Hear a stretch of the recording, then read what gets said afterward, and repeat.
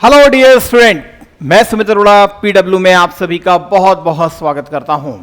Dear student, आपको मालूम है हमारा Uttar Pradesh current affair series चल रही है और फिलहाल आज हम देखने का प्रयास करेंगे क्या है हमारे लिए बहुत इंपॉर्टेंट न्यूज़ है। खासकर अभी आपको मालूम है हाल में ही पेपर 5 और पेपर 6 भी कंप्लीट किया गया है पेपर हुआ है, अभी हाल में हुआ है। तो उसमें भी हमने देखा है कि करंट अफेयर का कितना बड़ा रोल आपको देखने के लिए मिला हो। इवन पूर्वांचल एक्सप्रेस वे को हमने देखा हो, या हमने कौशल विकास मिशन के बारे में बात की हो, या मिशन कायाकल्प के बारे में बात की हो। आपको देखने को मिला होगा डायरेक्टली वो क्वेश्चन वहां पर आपसे पूछे गए। इवन बुंदेलखंड का क्या इंपॉर्टेंस था, रक्षा औद्योगिक गलियारे की बात की हो, ये सारी की सारी चीज़ें हमने अपने करंट अफेयर में पूरी तरीके से यूज़ की थी। इसके अलावा महिलाओं से संबंधित इश्यूज़ को भी आपको याद होगा, तो वो भी आपसे इस बार पेपर 5 पेपर 6 में आपको देखने के लिए मिल गया। इवन हम बात करें पेपर 6 जब इकॉनमी का सेक्शन आता है, तो इकॉनमी अगर सेक्शन में देखें तो इकॉनमी सेक्शन में भी हमने वो सारे टॉपिक डिस्कस किए थे आपके साथ करंट अफेयर में, जो डायरेक्टली इनडायरेक्टली आपको वहां देखने के लिए मिले थे। इवन पूर्वांचल का किस प्रकार से हॉलिस्टिक डेवलपमेंट होगा, उसके आधार पर भी मैंने आपसे चंदौली और वाराणसी को लेकर के बहुत सारी चर्चा की थी। इवन सोनभद्र को लेकर के भी हमने टारगेट किया था। आपने वहां भी देखा होगा, वहां से भी आपको इस बार जरूर क्वेश्चन मिल गए। तो वही चीज मैं देख रहा था कि किस प्रकार से जो हमारा उत्तर प्रदेश करंट अफेयर है वो बिल्कुल राइट डायरेक्शन की तरफ जा रहा है। फिलहाल आज फिर से हम लोग स्टार्ट करते हैं आज के सेशन को, that is very very important for your prelims as well as in mains examination.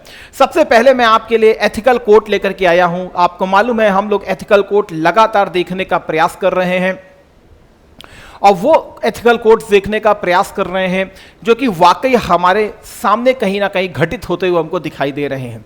यहाँ पर मैंने आपके सामने एक पिक्चर लगाई है, बहुत ही खूबसूरत पिक्चर है ये और ये और कोई नहीं है बल्कि ये हमारे इंडियन आर्मी के दैट इज कर्नल साहब हैं।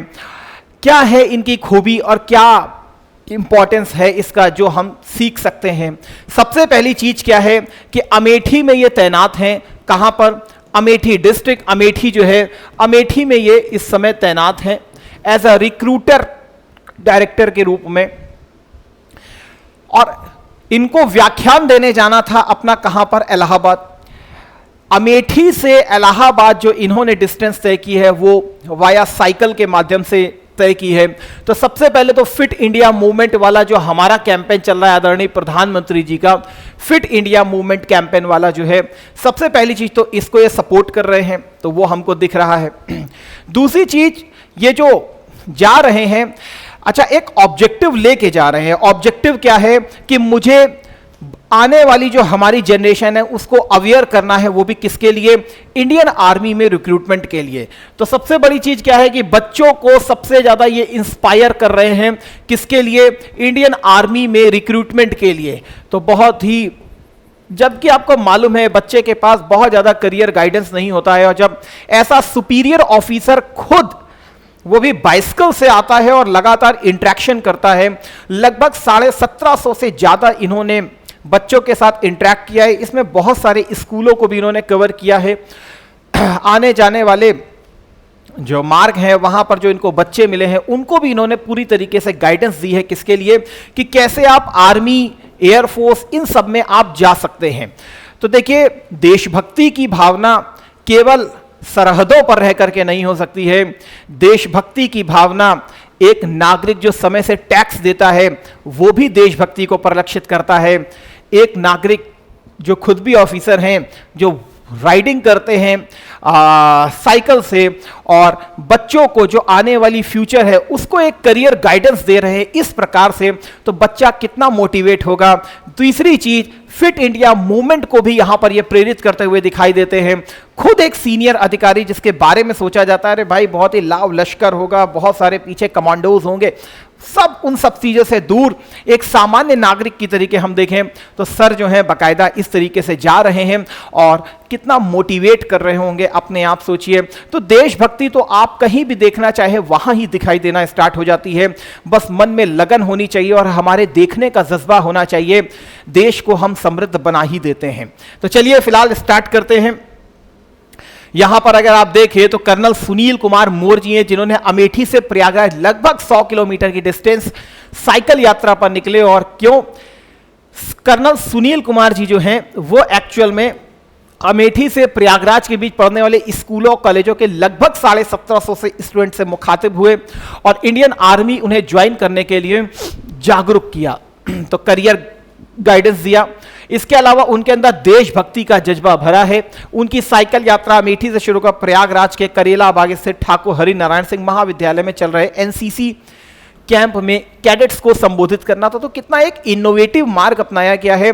ऐसे ही इनोवेटिव मार्ग अगर सारी ब्यूरोक्रेसी अपनाए, ऐसे ही सारे इनोवेटिव अपना जो मार्ग है वो हमारे और भी ऑफिसर्स अगर अपनाएं तो वाकई देश में एक अलख जग जाएगी। तो मैं हमेशा कहता हूं, कानून या सरकार की तस्वीर दिल्ली से तय नहीं होती है, कानून सरकार की तस्वीर डिस्ट्रिक्ट से तय होती है, जिले से तय होती है, गांव से तय होती है, तहसील से तय होती है, क्योंकि वही सबसे पहला मोड है जहां पर जनता का इंटरेक्शन अपने अधिकारियों के साथ होता है। तो चलिए स्टार्ट करते हैं। फिलहाल देखिए, हमारे लिए जो आज सबसे इंपॉर्टेंट न्यूज है वो सबसे पहली है, दैट इज जापानी इंसेफ्लाइटिस से एक भी मौत नहीं, एक्यूट इंसेफ्लाइटिस सिंड्रोम से घटी 99% मौतें।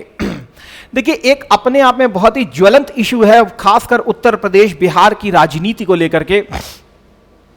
थोड़ा सा डार्क आपको दिखाई दे रहा होगा, कोई बात नहीं है, मैं थोड़ा सा इसको स्लाइटली हल्का कर देता हूं। अलग अलग से लगी भी हुई हैं पिक्चरें, तो परेशान मत होइएगा। ये तो केवल एक रेफरेंस के रूप में है और कुछ नहीं है।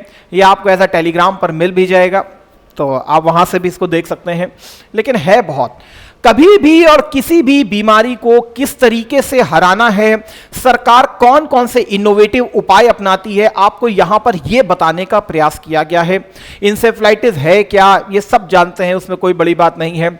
सरकार क्या करती है, आपको अगर किसी बीमारी को कर्ब करना है किसी डिस्ट्रिक्ट में, किसी गांव में, तो आप क्या कर सकते हैं एक अधिकारी के रूप में, आपके लिए यह बहुत इंपॉर्टेंट पॉइंट है। और मैं यह बताना चाहता हूं वे फॉरवर्ड का तरीका कि सरकार ने क्या अपनाया है।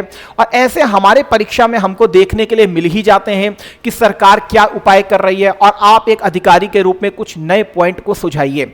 तो नए पॉइंट हम क्या देंगे, हमको सरकार से ही मिल जाते हैं, हमको भी उन्हीं पॉइंट्स को दिमाग में रखना चाहिए। सबसे पहले तो थोड़ा सा तेज कर लेते हैं, थोड़ा सा हम इसको देखते हैं क्या है हमारा। जरा एक बार देखिए लिखा क्या है, that is acute encephalitis syndrome. Encephalitis और कुछ नहीं है, that is a brain inflammation. एक प्रकार से हम कहेंगे अभी दिमागी बुखार के रूप में हमको ये दिखाई पड़ता है। सबसे पहले देखिए जरा, फिर उसके बाद हम लोग इसकी पूरी चर्चा करेंगे ABCD पूरी तरीके से। फिलहाल एक्यूट इंसेफ्लाइटिस सिंड्रोम, बस सीधी सी बात समझो, दिमागी बुखार है। एक चमकी बुखार भी तुमने सुना होगा, बिहार में जो लीची खाने से हो गया था बहुतों को, और बहुतों की उसमें डेथ भी हो गई थी, ऐसा न्यूज भी हमको सुनने को मिली थी।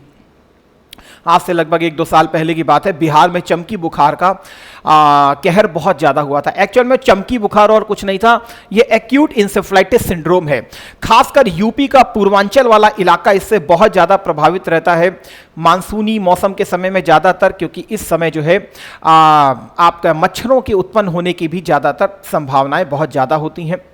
तो सरकार क्या कर रही है हम उसको देखेंगे।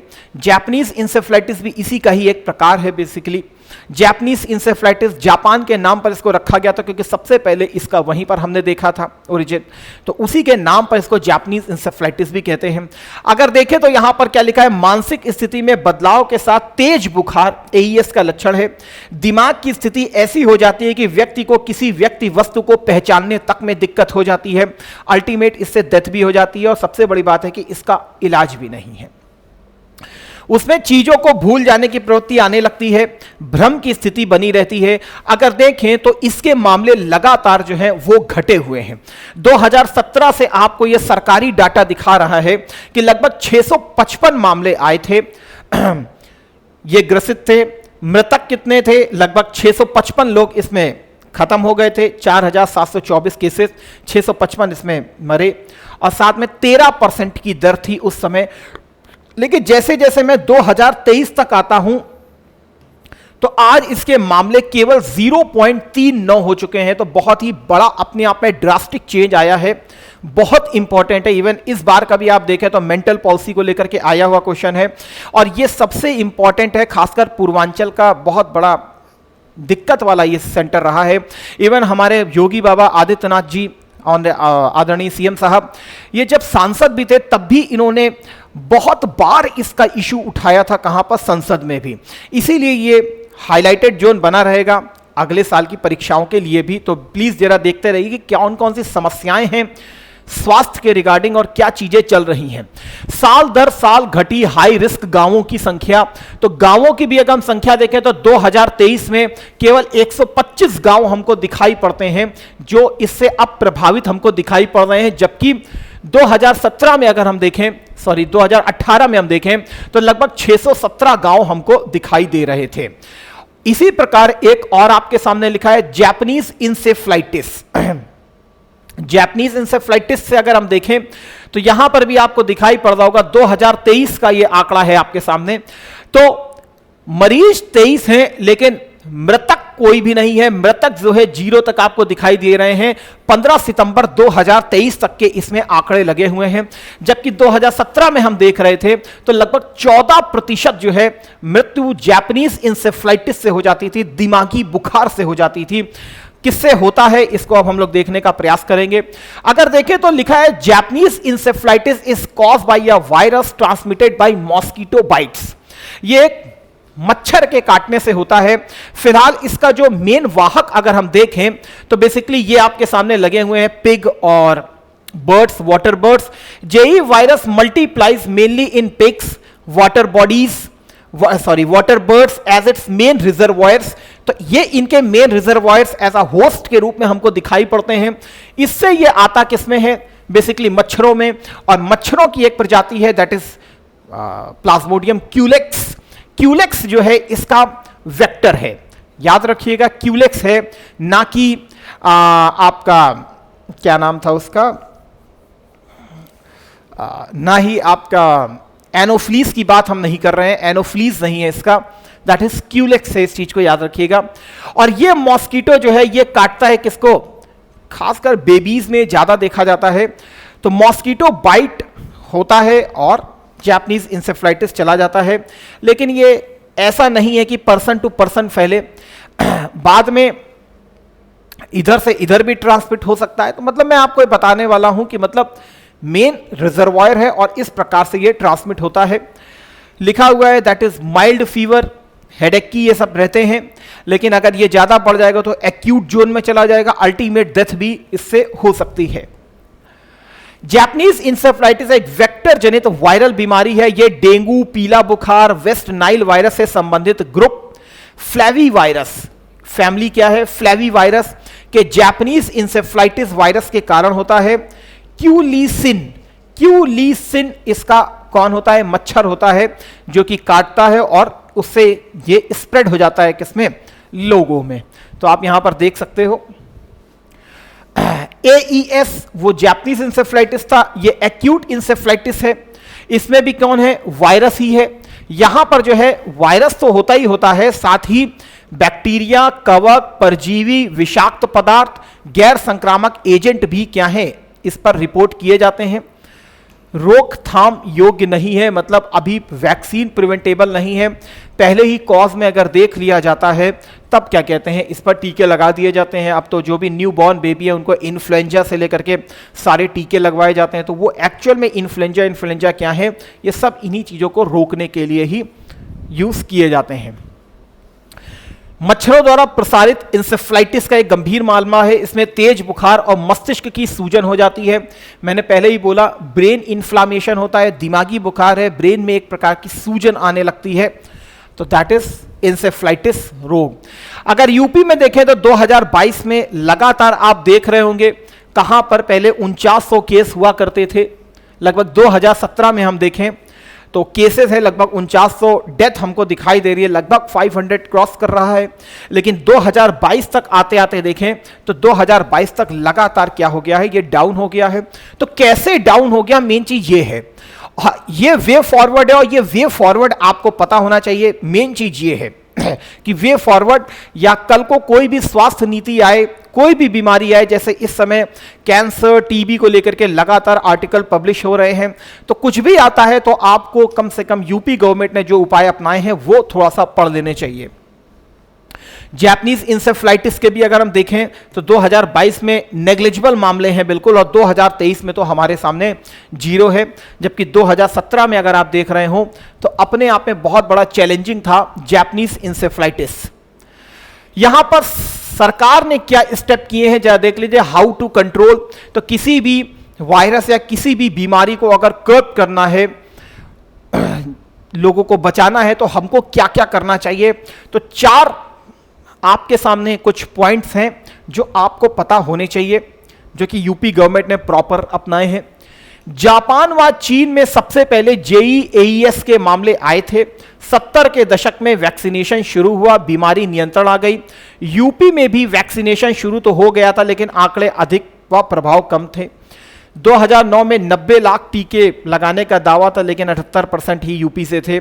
ऐसे में टीकाकरण को गंभीरता से लेते हुए देखिए जरा, यहां से हमारे पढ़ने का मतलब है टीकाकरण को गंभीरता से लेते हुए लक्षित वर्ग, जो टारगेटेड पॉपुलेशन है, खास कर आपको मालूम है एस्पिरेशनल डिस्ट्रिक्ट प्रोग्राम भी चल रहा है, और हमारे पूर्वांचल के बहुत सारे इलाके एस्पिरेशनल डिस्ट्रिक्ट प्रोग्राम में भी हैं।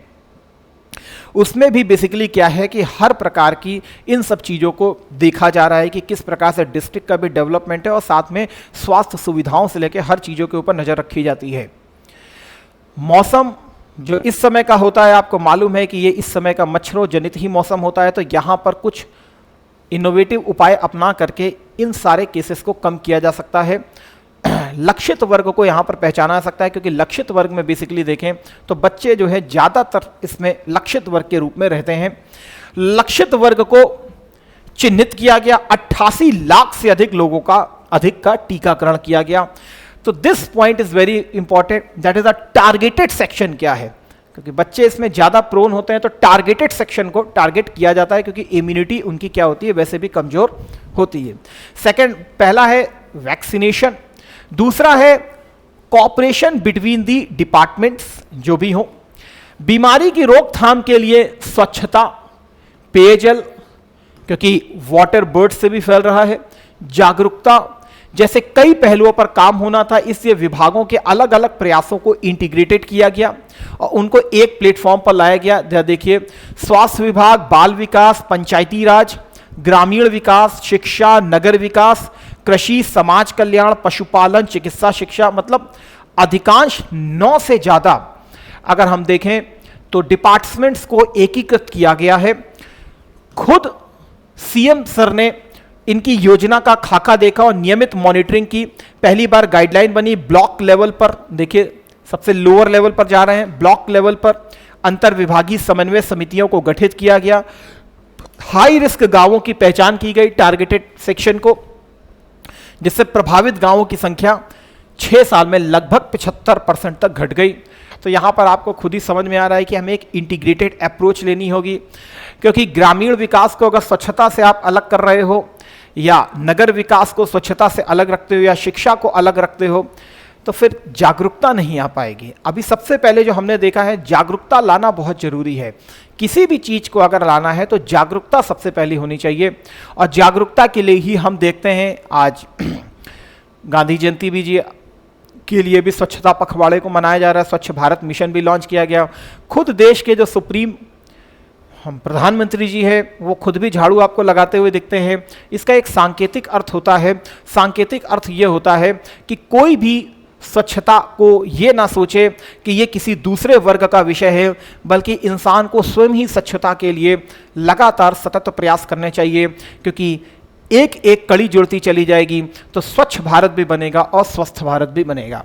तो दूसरा भी हो गया। तीसरा देखें, यहां पे लिखा भी है 9 department joint hands to launch decisive battle against Japanese encephalitis और एक्यूट इंसेफ्लाइटिस। अगर आप देखें तो हेल्थ भी है, medical education, rural development, Swachh Bharat mission, women development, child development, urban development, animal husbandry, agriculture, सभी को पूरी तरीके से किया गया है।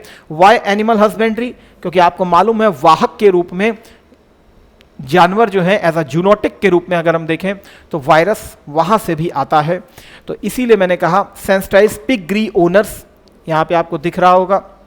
लगातार क्या होता है, अगर आप देखें दिल्ली में तो वैसे कॉमन रहता है फॉगिंग वॉगिंग करना, वो भी क्या कहते हैं अगस्त के महीने में, जब बेसिकली मच्छरों का that is a reproductive period है बहुत अच्छा। तो इस समय आपको वैसे भी बहुत सारी चीज़ें दिखाई देती हैं, तो फॉगिंग वॉगिंग की जाती है। Cleanliness activities in urban areas, women and child development को देखिए, सबसे जो टारगेटेड वर्ग है that is malnourish children, nutrition को प्रमोट किया जाता है। स्वच्छ भारत मिशन इसीलिए कहा जाता है दैट इज़ टॉयलेट्स।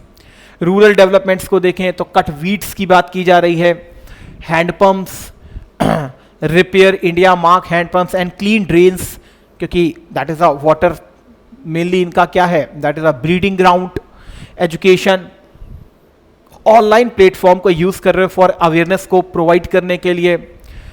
बाकी मेडिकल कॉलेज को भी तैयार रखा जा रहा है। तो अगर आप देखें तो इंटर डिपार्टमेंटल कोऑर्डिनेशन को प्रमोट किया जाता है।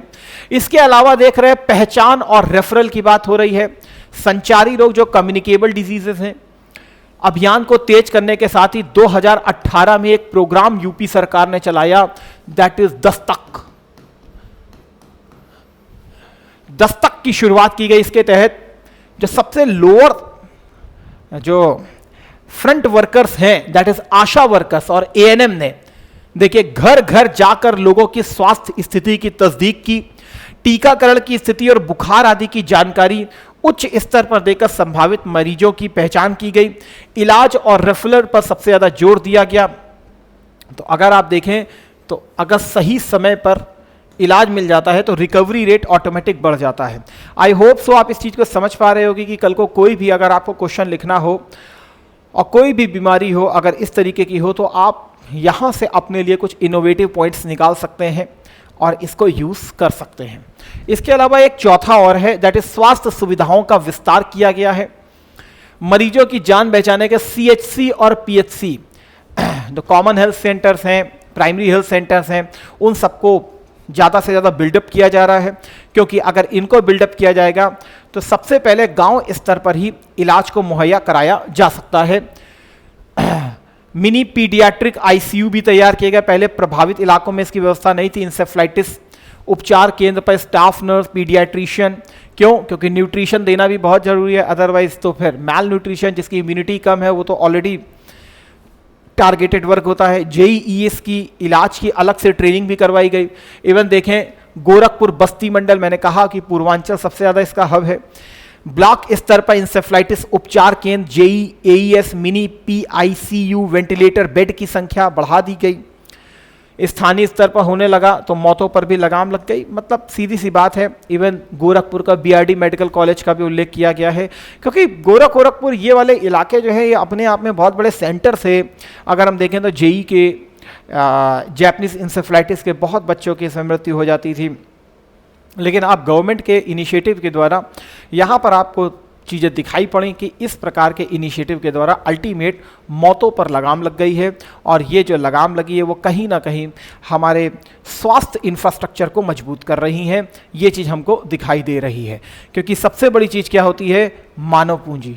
अगर मानव पूंजी नहीं है, अगर मानव पूंजी में किसी भी प्रकार की कोई दिक्कत होती है तो ऑटोमेटिक फिर ओवरऑल जो हम जनसांख्यिकी लाभांश की बात करते हैं, जनसांख्यिकीय लाभांश की बात करते हैं, that is a population dividend की बात की जाती है, वो ऑटोमेटिक खराब होता चला जाएगा। वो ऑटोमेटिक खराब होता चला जाएगा। जो ग्रोथ स्टेज है, जो टेंडर एज है, वहां पर सबसे ज़्यादा टेक केयर की नीड होती है किसी भी बेबी के। इसीलिए यहां पर आपको कार्यवाही दिख रही है। अब हम लोग नेक्स्ट न्यूज़ की तरफ चलते हैं, that is very very important है अपने आप में। अगर हम देखें तो मेडिकल टूरिज्म के क्षेत्र में भी यूपी को ये कहीं ना कहीं बहुत आगे ले जाने वाला एक बहुत बड़ा प्लान है। कोविड के दौरान भी भारत की मेडिकल व्यवस्था ने इस बार आपने देखा भी था कोविड कल्चर के ऊपर आ गया था। तो कोविड कल्चर में अगर हम देखें तो मेडिकल जो हमारी डिप्लोमेसी थी सबसे ज़्यादा सफल थी। उसके बाद जो है आयुर्वेदिक संस्कृति का जो है बहुत बड़ी तेजी से उपयोग बढ़ रहा है, जिसको लेकर के पहले भी हमारे यहाँ केंद्र स्तर पर तो आयुष मंत्रालय का गठन हो ही चुका है, अलग से आयुष मंत्रालय का गठन किया गया, लेकिन यूपी सरकार ने भी अब आयुष बोर्ड बनाने की बात की है। जो पहले अलग अलग काम करते थे, योगा, होम्योपैथी, नेचुरोपैथी, यूनानी, ये सब जो अलग अलग डिपार्टमेंट के रूप में काम कर रहे थे, अब इनको सबको एक साथ मिला करके केवल एक ही बोर्ड बना दिया गया है, जिसका नाम रख दिया गया आयुष बोर्ड। मतलब जितना भी आयुर्वेद को लेकर के, जितना भी रिसर्च से लेकर के जो भी इनोवेशन है, वो सब आयुष बोर्ड के अंतर्गत ही अब रहेगा।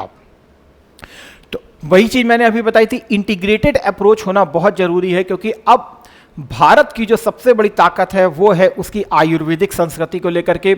और भारत को अगर हम देखें तो भारत मेडिकल टूरिज्म का एक बहुत बड़ा हब बन रहा है, और यूपी में भी इस चीज को बहुत हद तक उठाने का प्रयास किया जा रहा है। यदि आपको याद हो तो गंगा जी के लगभग 5 किलोमीटर के एक्सपेंट में जो गवर्नमेंट है वो हरियाली कार्यक्रम को भी बढ़ावा दे रही है। वहां पर भी इस प्रकार की मेडिकल जो जड़ी बूटियां, इन सबको उगाने का प्रस्ताव है बाकायदा। तो मतलब मैं ये बताना चाहता हूं कि आयुष वाली जो पद्धतियां हैं उसमें यूपी एक इमर्जिंग सेंटर के रूप में अपने आप को डेवलप करने का प्रयास कर रहा है। इसी के क्रम में आयुष बोर्ड का गठन किया जा रहा है और इंटीग्रेटेड मैनर में आयुष प्रणालियों को यूज किया जाएगा। लिखा हुआ सीएम योगी आदित्यनाथ के निर्देश, यूपी में जल्द किया जाएगा आयुष बोर्ड का गठन। ठीक है, यहां पर अगर आप देखें, during a meeting of Ayush department provided direction for the formation of an integrated Ayush board in the state for the management of institutions related to Ayurveda, Unani, homeopathy, सिद्धा, naturopathy and yoga practices। English दवाएं तुरंत relief देती हैं, लेकिन इंसान को हमेशा immunity booster होना चाहिए। इम्यूनिटी बूस्टर का मतलब होता है कि जब इम्यूनिटी आपकी अच्छी रहती है तो फिर आपके अंदर मजबूती भी रहती है और दूसरी बीमारियों से लड़ने की क्षमता भी पैदा होती है।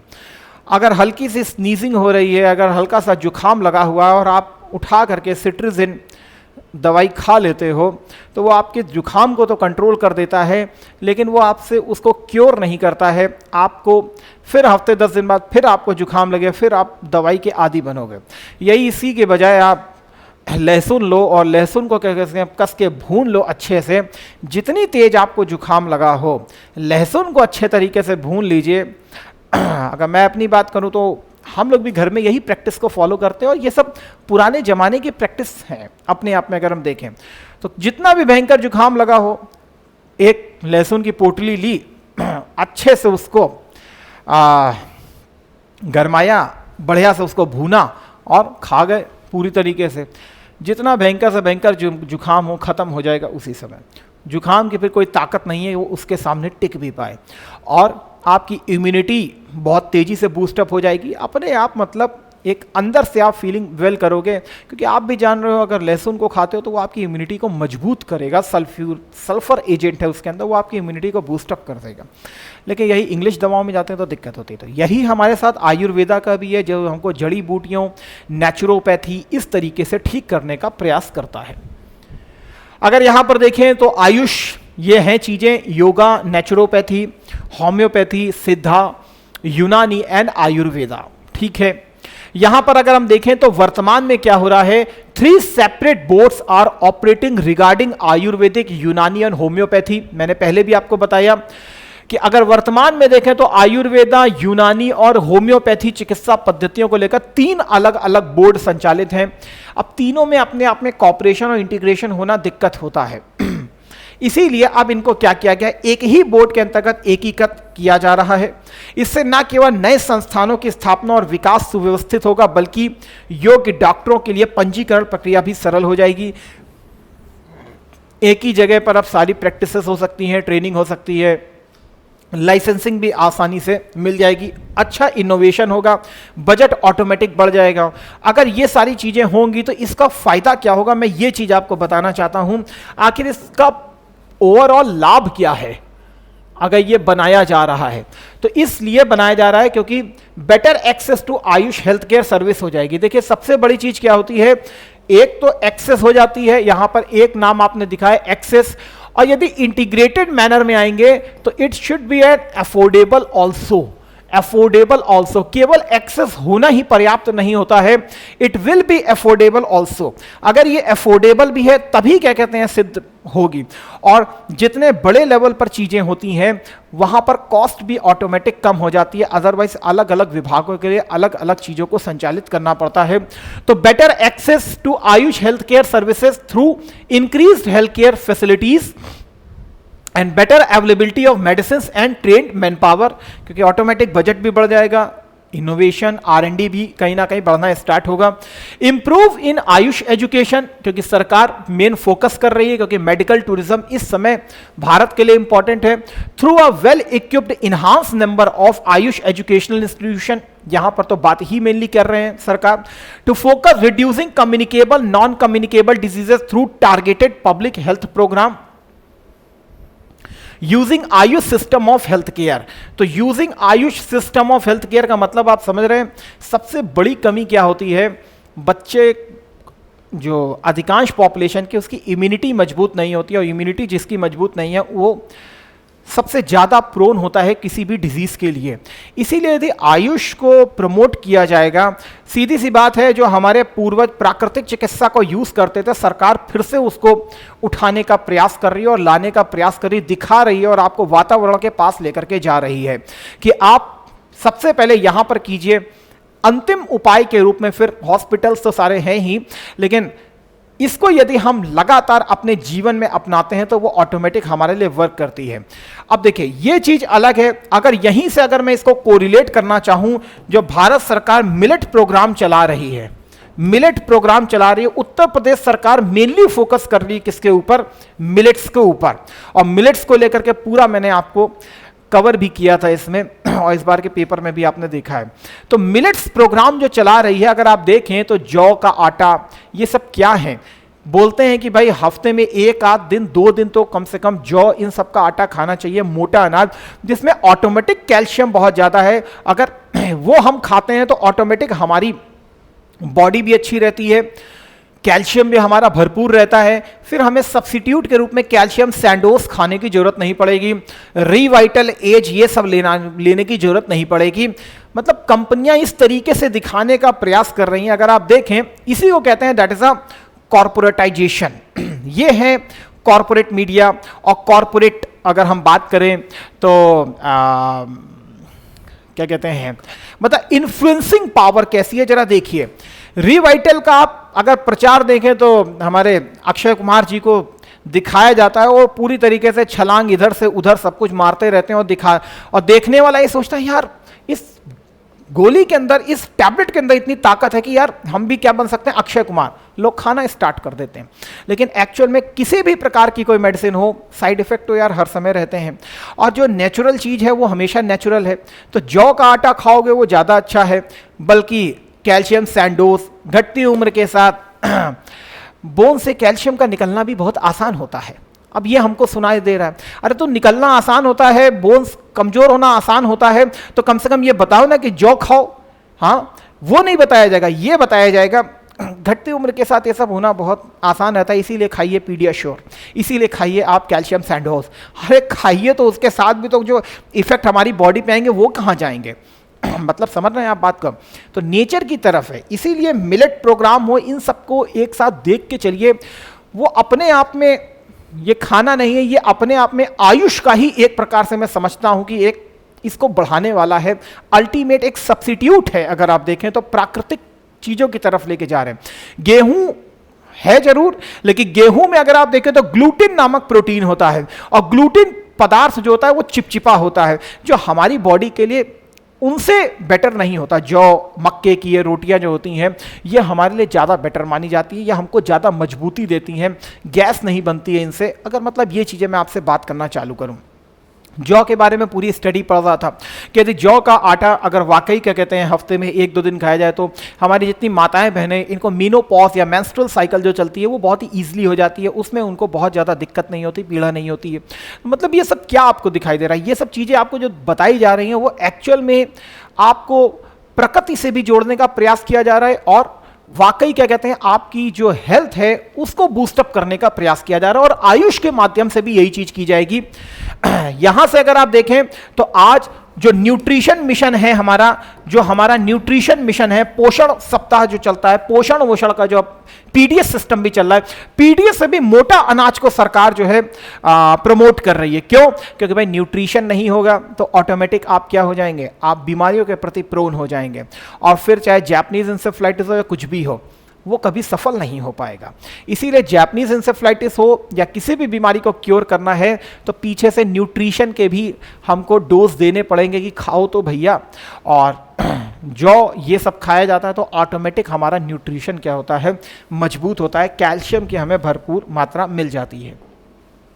यहां पर आप हिंदी में भी पढ़ सकते हो, दैट इज बढ़ी हुई स्वास्थ्य सुविधाएं और दवाओं और प्रशिक्षित जनशक्ति की बेहतर उपलब्धता के माध्यम से आयुष स्वास्थ्य सेवाओं तक बेहतर पहुंच, संख्या में वृद्धि हो जाएगी, स्वास्थ्य देखभाल, ये सारी चीजें आप पढ़ सकते हो।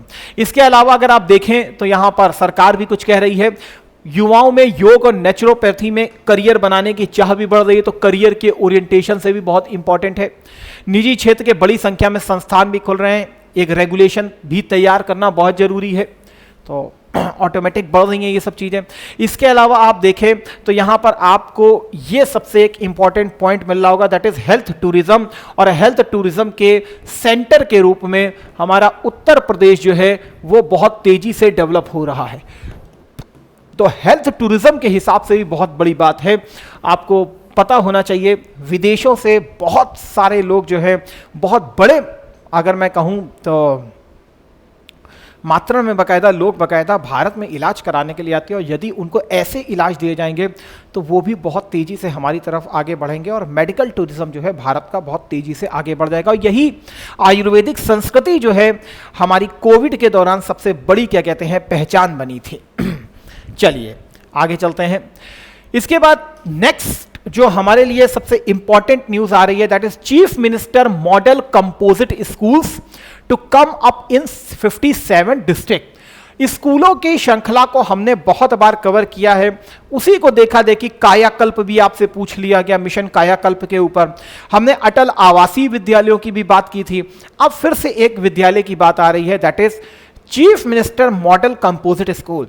भाई एक चीज तो माननी पड़ेगी, खासकर दिल्ली सरकार की, दिल्ली जो आदरणीय मुख्यमंत्री श्री अरविंद केजरीवाल जी की, वाकई अगर किसी ने स्कूलों को जो मेन भूमिका में लाया है तो मैंने देखना स्टार्ट किया, खासकर केजरीवाल जी की गवर्नमेंट से हमने विशेष रूप से देखना स्टार्ट किया है। वाकई बहुत ही अच्छे वर्ल्ड क्लास के उन्होंने अपने स्कूल्स को डेवलप किया है, और स्कूल्स जो है वाकई इलेक्शन मैनिफेस्टो का एक बहुत बड़ा हिस्सा होने ही चाहिए, क्योंकि पढ़ेगा इंडिया, लिखेगा इंडिया, पूछेगा इंडिया, तभी विकसित बनेगा भी इंडिया। याद रखिएगा, जब तक नहीं पढ़ेगा इंडिया, नहीं सीखेगा इंडिया, नहीं पूछेगा इंडिया, तब तक इंडिया भी विकसित नहीं बन सकता है। और इसी क्रम में आगे बढ़ते हुए हम इस स्कूलों की श्रृंखला को भी देखने का प्रयास करेंगे। खासकर मुख्यमंत्री chief minister model composite schools बनाने की बात की जा रही है। 57 जिलों की इसमें पहचान की गई है। इसके अलावा अटल आवासीय विद्यालय 18 जिलों में ऑलरेडी ऑपरेट हो रहे हैं। तो उसके अलावा 57 और chief minister model composite school बनाए जाएंगे, जो सारी सुविधाओं से सुसज्जित होंगे। इंटरैक्टिव बोर्ड से लेकर के स्मार्ट क्लासरूम, हर चीज यहां पर प्रोवाइड की जाएगी। तो बहुत अच्छी बात है। योगी आदित्यनाथ जी ने अटल आवासीय विद्यालयों की स्थापना के बाद प्रदेश के 57 जिलों में सर्व सुविधा युक्त मुख्यमंत्री मॉडल कंपोजिट विद्यालयों की स्थापना तथा सभी 75 जिलों में एक एक कंपोजिट विद्यालय को मुख्यमंत्री अभ्युदय कंपोजिट विद्यालय के रूप में उच्चीकृत करने का निर्णय लिया है। अगर बात करें तो 18 अभी हमारे अटल आवासीय विद्यालय भी संचालित हो रहे हैं, 57 में अब मुख्यमंत्री मॉडल कंपोजिट विद्यालय स्टार्ट किए जाएंगे। बाद में इन्हीं को ही अपग्रेड किया जाएगा मुख्यमंत्री अभ्युदय कंपोजिट विद्यालयों के रूप में। ये क्या है? That is Abhyudaya composite school scheme. ये आपके सामने योजना दिख रही है। लगभग आपके 12th तक की बच्चों को इसमें शामिल किया जाएगा। आदित्यनाथ जी ने अटल आवासीय विद्यालयों की स्थापना के बाद 57 जिलों में सर्व सुविधा युक्त मुख्यमंत्री मॉडल कंपोजिट विद्यालयों की स्थापना तथा सभी 75 जिलों में एक एक कंपोजिट विद्यालयों को मुख्यमंत्री अभ्युदय कंपोजिट विद्यालयों के रूप में उच्चीकृत करने का निर्णय लिया है। ठीक है, इन विद्यालयों में 250 श्रेष्ठ परिषदीय कंपोजिट विद्यालयों का उच्चीकरण होगा। अलग अलग लैब बनाए जाएंगे, स्मार्ट क्लासरूम होंगे, सुरक्षा कमी, modular science lab, robotics, machine learning, ये सारी चीज़ें यहाँ पर आपको प्रोवाइड की जाएंगी। जैसे अगर हम देखें तो अटल आवासीय विद्यालयों को देखें तो बेसिकली चालू जो किया गया है वो बेसिकली श्रमिकों के बच्चों को निःशुल्क शिक्षा देने के लिए स्टार्ट किया गया है। लिखा हुआ है श्रम विभाग में रजिस्टर्ड श्रमिकों के बच्चों को निःशुल्क शिक्षा देने के उद्देश्य से अटल आवासीय विद्यालयों को बनाया जा रहा है। 18 मंडलों में कराया जा चुका है इनका, तो ऑलरेडी ये हैं 18 मंडलों में। ठीक है, अटल आवासीय विद्यालयों के बारे में आप देख सकते हो कि स्थापना के बाद योगी आदित्यनाथ जी ने 57 जनपदों में मुख्यमंत्री मॉडल कंपोजिट विद्यालयों की स्थापना तथा सभी 75 जिलों में इसका निर्णय करने का निर्णय लिया है। तो अटल आवासीय ऑलरेडी 18 में है और 57 जनपदों में आगे जाकर के इनको स्थापना की जाएगी। तो ओवरऑल 75 जनपदों को कवर करना है। 18 मंडलों में ऑलरेडी अटल आवासीय विद्यालय हैं, प्रारंभ हो चुका है। अब हमें प्री प्राइमरी से लेकर 12वीं तक के स्टूडेंट को इसमें फोकस किया जाएगा। ये जो मॉडल स्कूल है इसमें बेसिकली 12वीं तक के स्टूडेंट्स को कंसीडर किया जाएगा। ठीक है, 57 जिलों में मुख्यमंत्री मॉडल कंपोजिट विद्यालय है, देख सकते हो। This one is a residential schools has started in 18 divisions. Now we will have to move forward in the direction for the establishing well equipped school in every district। कब से कब तक? Pre primary से लेकर के class 12 तक का है। तो थोड़ा थोड़ा इनके बारे में देख लीजिएगा। ये एक इस मॉडल स्कूल आ रहा है तो वो इम्पॉर्टेंट है। इसके अलावा जो है हमारे सामने एक बहुत ही इंपॉर्टेंट न्यूज़ के रूप में डेवलप हो रहा है। जिस प्रकार से दिल्ली एनसीआर रीजन आप देखते हैं, उसी प्रकार यूपी गवर्नमेंट भी फैसला ले रही है कि हम एससीआर रीजन बनाएंगे, स्टेट कैपिटल रीजन बनाएंगे। बेसिकली कैपिटल रीजन क्या होता है? कैपिटल वैसे ही बहुत बड़ा सेंटर होता है इकॉनमी से लेकर के सारी चीज़ों का। तो ऑलरेडी यहाँ पर ये एक बहुत बड़ा पुल फैक्टर होता है जो लोगों के माइग्रेशन को अट्रैक्ट करता है। दिल्ली के अगर आप पॉपुलेशन डेंसिटी को देखें तो one of the highest density के रूप में आपको दिल्ली पॉपुलेशन दिखाई पड़ती है। इसी प्रकार से चाहे लखनऊ हो, लखनऊ भी अपने आप में क्या है, एम्प्लॉयमेंट का एक बहुत बड़ा सेंटर है, इसीलिए पुल फैक्टर यहां पर काम करता है। लोग गांवों से निकल करके लखनऊ में आते हैं और जब आएंगे तो ऑब्वियस सी बात है कि अर्बनाइजेशन बहुत तेजी से बढ़ेगा, शहरीकरण तेजी से बढ़ेगा। जब शहरीकरण तेजी से बढ़ेगा तो मलिन बस्ती से लेकर स्लम्स, ये सारी चीजें भी बढ़ना स्टार्ट हो जाएंगी और ऑटोमेटिक जो है वो सेंटर जो है वो ग्रोथ सेंटर के साथ साथ एक पॉल्यूशन के सेंटर के रूप में भी डेवलप होगा। और तो ओवरऑल कहें तो एक वेल प्लानिंग स्ट्रक्चर जो है फिर वो उस सिटी का बन नहीं पाता है। इसीलिए सरकार और एक ही जगह का डेवलपमेंट होगा तो ओवरऑल क्षेत्र का डेवलपमेंट में फिर दिक्कत हो जाएगी। यही चीज इसमें भी आपको बताई जा रही है। जब एससीआर रीजन बनाया जाएगा तो जो इन्वेस्टमेंट है, इन्वेस्टमेंट धीरे से राजधानी से फिर दूसरी तरफ जाना स्टार्ट हो जाएगा और जब दूसरी तरफ जाएगा तो माइग्रेशन भी दूसरी तरफ जाएगा, ऑटोमेटिक अर्बनाइजेशन कम होगा और एससीआर रीजन के कारण क्या होगा, जो दूसरे क्षेत्र हैं उनका डेवलपमेंट होगा। साथ ही एक वेल सिटी प्लानिंग के माध्यम से उसको भी नए इन्वेस्टमेंट मॉडल के रूप में सरकार आकर्षित बना सकती है इन्वेस्टर्स के लिए। यही सरकार का प्लानिंग है और इसी तर्ज पर सरकार स्टेट कैपिटल रीजन को फॉर्म करने का प्रयास कर रही है। तो यहां पर लिखा हुआ है state government plant is aimed at negating imbalance growth. देखिए this one is a imbalance. Uttar Pradesh का लखनऊ बढ़ता चला जाए, कानपुर नीचे आ जाए, that is a imbalance growth and rapid population influx in urban centre of Lucknow and Kanpur in central UP. तो देखेंगे फिलहाल ये स्टेट कैपिटल रीजन है, कितने डिस्ट्रिक्ट कवर होंगे तो 8 डिस्ट्रिक्ट कवर की जाएगी। अप्रॉक्स 3 करोड़ पॉपुलेशन है, इसमें लगभग 34,000 स्क्वायर किलोमीटर में फैली हुई है। ये उसमें आपको कुछ इलाके दिख रहे हैं, लखनऊ, कानपुर नगर, सीतापुर, हरदोई, रायबरेली, बाराबंकी, उन्नाव, कानपुर देहात। इसको बहुत कायदे से लिख लीजिएगा क्योंकि ये आपके प्रीलिम्स में पूछा जा सकता है बहुत कायदे से कि एससीआर में कौन आने वाला है, कौन नहीं आने वाला है। मेंस के हिसाब से तो अलग तरीके से, लेकिन प्रीलिम्स के हिसाब से भी इसको बिल्कुल याद रखिएगा, that is very very most important. इसमें भी देखें तो सबसे ज्यादा 45.89 लाख पॉपुलेशन लखनऊ, फिर कानपुर नगर, फिर सीतापुर, इस प्रकार से आप देख रहे हैं। ये है आपके सामने, ये बीच का हो गया, दैट इज लखनऊ वाला इलाका। इसके अलावा अगर देखें तो बगल में सीतापुर है, लखनऊ के जस्ट बगल में क्या है, दैट इज बाराबंकी, लखनऊ के जस्ट बगल में रायबरेली, लखनऊ के जस्ट बगल में उन्नाव, इधर देखेंगे तो कानपुर देहात, इधर देखेंगे तो दैट इज कानपुर नगर। तो ये सारे के सारे इलाके आ रहे हैं। ये बेसिकली अगर हम देखें तो ये सेंट्रल वाला इलाका है, तो हर सेंटर अपने आप में इंपॉर्टेंट होगा। अभी केवल और केवल Lucknow that is a growth और अट्रैक्टिंग पुल फैक्टर काम करता है माइग्रेशन में, तो अभी पुल फैक्टर के रूप में यही है। इसीलिए अगर जब इसका डेवलपमेंट होगा तो यहां से लोगों का माइग्रेशन यहां तक हो जाएगा। अगर मैं कहूं यहां से इधर हो जाएगा, इधर से इधर होगा, इधर से इधर होगा। इसी प्रकार से धीरे धीरे इन रीजन्स को भी अलग अलग रीजनल डेवलपमेंट प्रोग्राम्स के तहत विकसित करने का सरकार प्रोग्राम कर रही है। जैसे टाउन प्लानिंग जब भी होती है तो टाउन प्लानिंग में ये सबसे इंपॉर्टेंट फैक्टर होते हैं जिसके आधार पर किसी टाउन प्लानिंग को मजबूत बनाया जाता है और अट्रैक्टिंग बनाया जाता है। कैसे, अगर देखें एक अच्छी टाउन प्लानिंग किन किन चीजों को यूज करती है, well balance social and economic development. Social and economic development की अगर मैं बात करूं, अगर केवल लखनऊ की बात करें तो लखनऊ में अगर इतना सारा माइग्रेशन होगा, शहरीकरण अनायास बढ़ता चला जाएगा, सिटी के ऊपर एक अनियंत्रित प्रेशर क्रिएट होता है, स्लम्स की संख्या बढ़ना चालू हो जाती है। तो इसके कारण क्या होगा कि ऑब्वियस सी बात है कि वहां कमाने आ रहा है आदमी और सेंटर मजबूत है, एजुकेशन वहां पर महंगी रहेगी, हेल्थ फैसिलिटीज महंगी रहेंगी, तो ऑटोमेटिक स्वच्छ भारत अभियान जो है स्लम्स के कारण डाउन भी होगा, पॉल्यूशन अपने आप बढ़ना स्टार्ट होगा, सोशल अगर हम कहें डेवलपमेंट ऑटोमेटिक डाउन हो जाएगा।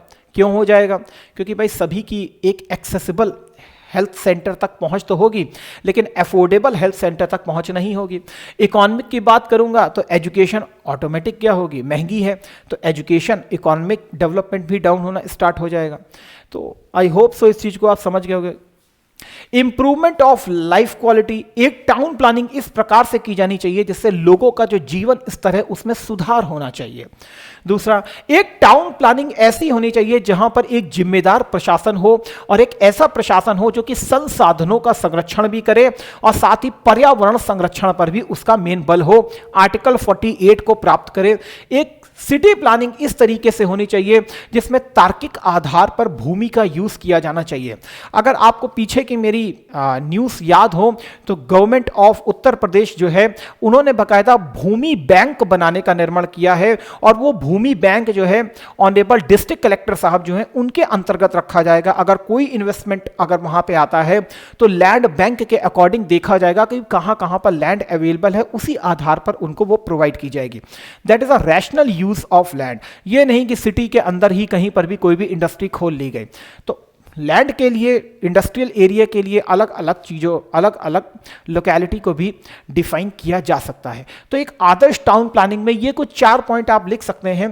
दैट इज सोशल और इकोनॉमिक डेवलपमेंट भी होना चाहिए, इंप्रूवमेंट होना चाहिए, रिस्पॉन्सिबल एडमिनिस्ट्रेशन जो कि पर्यावरण सुधार के साथ होना चाहिए, क्योंकि आज सबसे बड़ा जो हमारा फोकस है वो सस्टेनेबल डेवलपमेंट गोल पर है।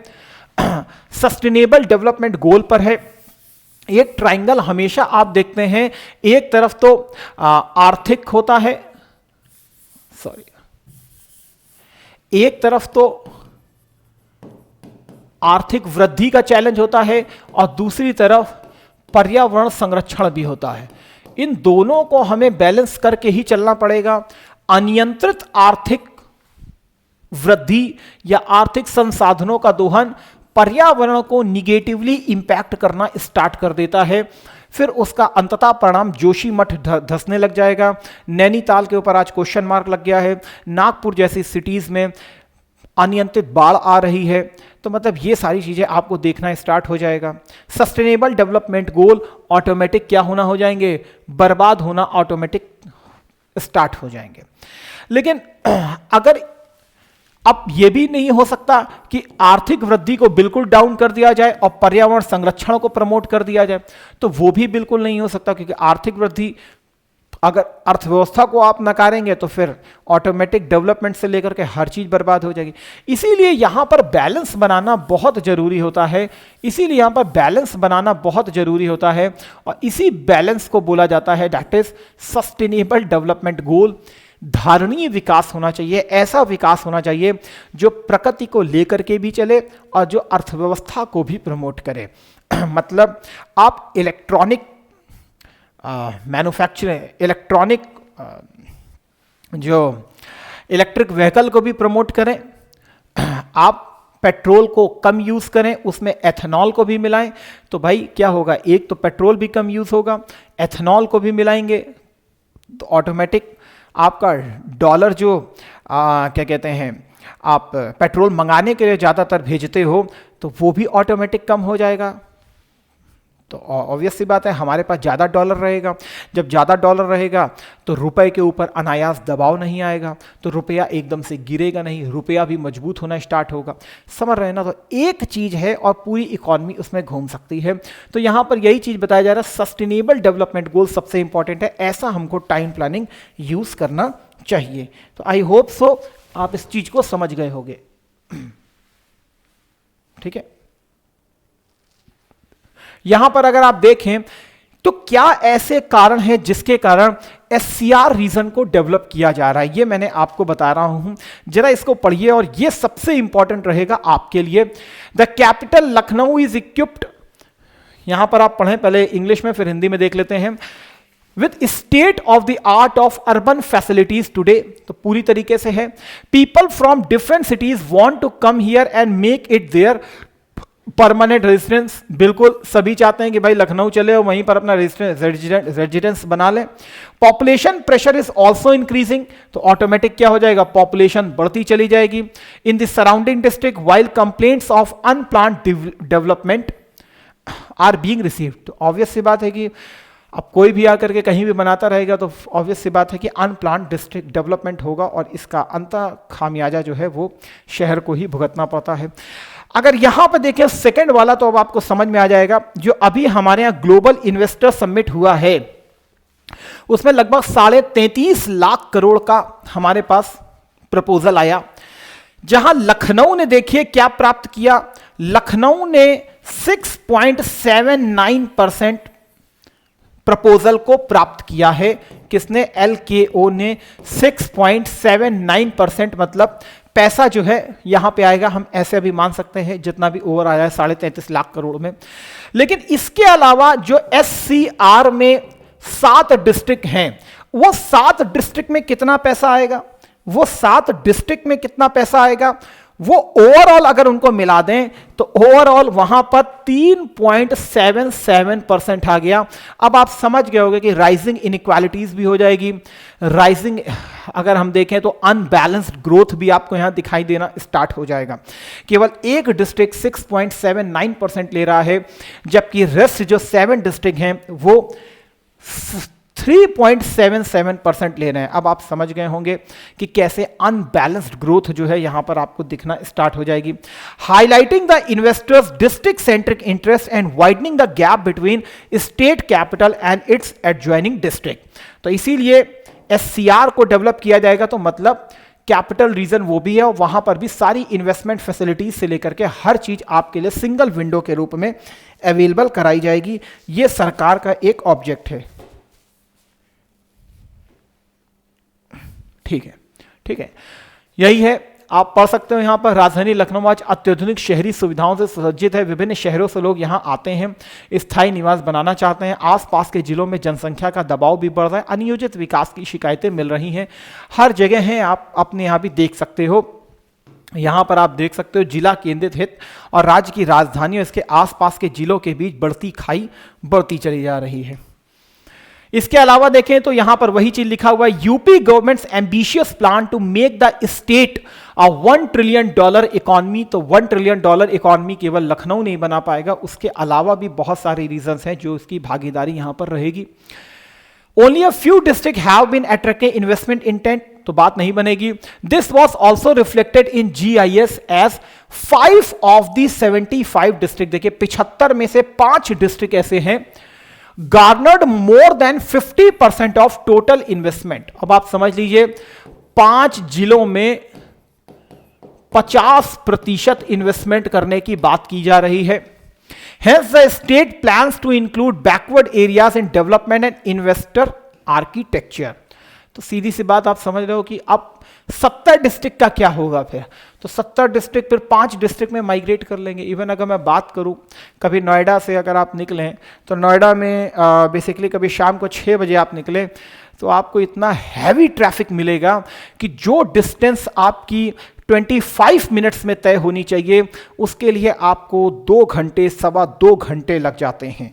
इतना हैवी रश रहता है शाम को 6 बजे से लेके 8 बजे तक, ये आलम हो जाता है नोएडा का। वहीं आपके सामने एक और दिया गया है वाराणसी, जो कि आदरणीय प्रधानमंत्री जी की कॉन्स्टिट्यूएंसी है, और गोरखपुर को अगर देखें which is the chief minister Yogi Adityanath constituency. The rest of the district could only attracted less than 9% of investment proposal at the GIS. Gorakhpur alone received 5.93 and Varanasi 4.75%. अब आप खुद देख सकते हैं यहां पर, अब आपको समझ में आ रहा होगा। ओवरऑल अगर हम बात कर रहे हैं तो आपको यहां समझ में आ रहा होगा योगी आदित्यनाथ निर्वाचन है, बाकी जिले GIS में केवल 9% से कम निवेश प्रस्तावों को आकर्षित कर सके।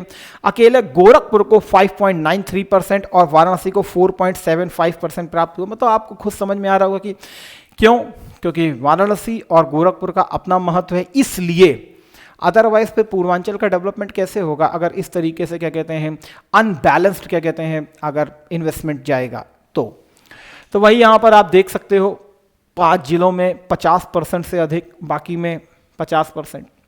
इसके अलावा फॉरवर्ड डेवलपमेंट क्या है, सरकार एक और सोच रही है क्या, वो एक पॉइंट ये है आपके लिए, लखनऊ SCR की तरफ यूपी में 6 क्षेत्रीय विकास क्षेत्र भी स्थापित करने के प्लान किए जा रहे हैं और ये अलग से 7 जोन ओवरऑल बनाए जाएंगे। एक तो SCR वाला हो जाएगा, इसके अलावा मेरठ जोन बनेगा, Agra Varanasi zone, Gorakhpur zone, Bareilly zone, Jhansi zone. तो ये पूर्वांचल के जोन आपको दिख रहे हैं, ये बेसिकली बुंदेलखंड का जोन आपको दिखाई दे रहा है। इधर आप बरेली को देख सकते हैं, उधर आपका मेरठ और आगरा हो जाएगा। यूपी के जो मुख्य सचिव हैं उनको SCR का अध्यक्ष बनाए जाने की मेन प्रोबेबिलिटी है प्रॉपर, और जो डिविजनल कमिश्नर्स हैं उनको उसका प्रमुख बना देंगे, वो तो अपनी अलग बात है। मतलब आपको ये समझ में आना चाहिए कि एक्चुअल में ये सारी जो अगर चीज़ें की जा रही हैं, की क्यों जा रही हैं, इसलिए की जा रही है क्योंकि ओवरऑल हॉलिस्टिक डेवलपमेंट चाहिए, और holistic development without proper study और इन्वेस्टमेंट किस तरीके से होगा, इन सबको बिना किए ऐसे मतलब कंप्लीटली नहीं हो पाएगा। इसीलिए सरकार का मेन फोकस क्या है कि हम एक कैपिटल रीजन बनाएं और वहाँ पर हम बताएंगे that is a safe town city. पढ़ाई था आपने तो उसको लगा सकते हैं, और वहाँ पर अलग अलग जगहों पर मतलब राजधानी से अट्रैक्शन को दूसरे डिस्ट्रिक्ट की तरफ ले जाने का प्रयास किया जा रहा है ताकि फोकस सेंटर दूसरी तरफ भी जाए। स्मार्ट सिटी तब तक सफल नहीं होगा जब तक स्मार्ट विलेज ना हो जाए। तो जब तक स्मार्ट विलेज और स्मार्ट सिटी में एक बैलेंस नहीं होगा तब तक ना तो स्मार्ट सिटी डेवलप हो सकता है क्योंकि ऑटोमेटिक जब स्मार्ट सिटी की बात करेंगे तो उसके सेंटर्स आपको दूसरी तरफ भी पुश और पुल फैक्टर बनाने पड़ेंगे। अगर केवल पुल फैक्टर ही आप स्मार्ट सिटी के रूप में बनाएंगे तो पुश सेक्टर तो ऑलरेडी बैठा हुआ है, हमें पुश सेक्टर को भी देखना होगा, पुश सेक्टर की तरफ भी हमको स्मार्टनेस को लेके जाना पड़ेगा। आई होप सो आप इस चीज को समझ गए होंगे। चलिए तो फिर ठीक है डियर ऑल, आज के सेशन को हम लोग यहीं रखते हैं। थैंक यू, जय हिंद, जय भारत, वंदे मातरम।